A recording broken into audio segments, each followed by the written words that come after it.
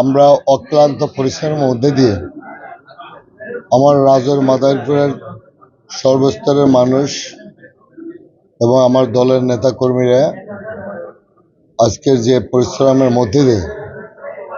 অক্লান্ত পরিশ্রমের মধ্যে দিয়ে আজকের যে বিজয়টা আসছে, আমি মনে করি এই বিজয়টা একমাত্র রাজৌর এবং মাদারীপুরের দুই আসনের মানুষের এবং জনগণের। আমি আশা করছি এই জায়গায় আমার প্রশাসন নিরপেক্ষতা এবং আমাদের সাংবাদিক ভাইদের যে অক্লান্ত পরিশ্রম আমি নিজেও দেখেছি, আমার সাথেও বেশ কিছু লোকজন ছিলেন, যে আপনাদের এই অক্লান্ত পরিশ্রমের মধ্যে আজকে একটা নিরপেক্ষ নির্বাচন মাদারীপুর 1, 2, 3 আসনে হলো। এবং আমি বিশ্বাস করি যে মানুষের বহুদিনের যে প্রত্যাশা ছিল যে আমার ভোট আমি দেব, যাকে খুশি তাকে দেব, আমি সে কারণে সর্বপ্রথম আমি ধন্যবাদ জানাই আমাদের নেতা বিএনপির চেয়ারপারসন জনাব তারেক রহমান সাহেবকে,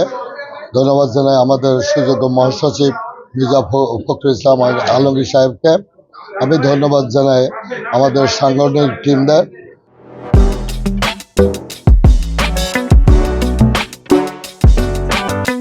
আজকে আমাদের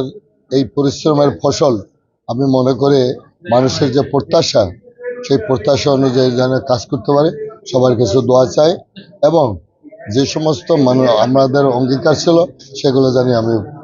উপহার দিতে পারে এবং কাজ শেষ করতে পারে। এই কারণে আপনাদের আবারও আমার যেহেতু এই আসনটা উপহার দিয়েছে মানুষ, আমি জানি সবাই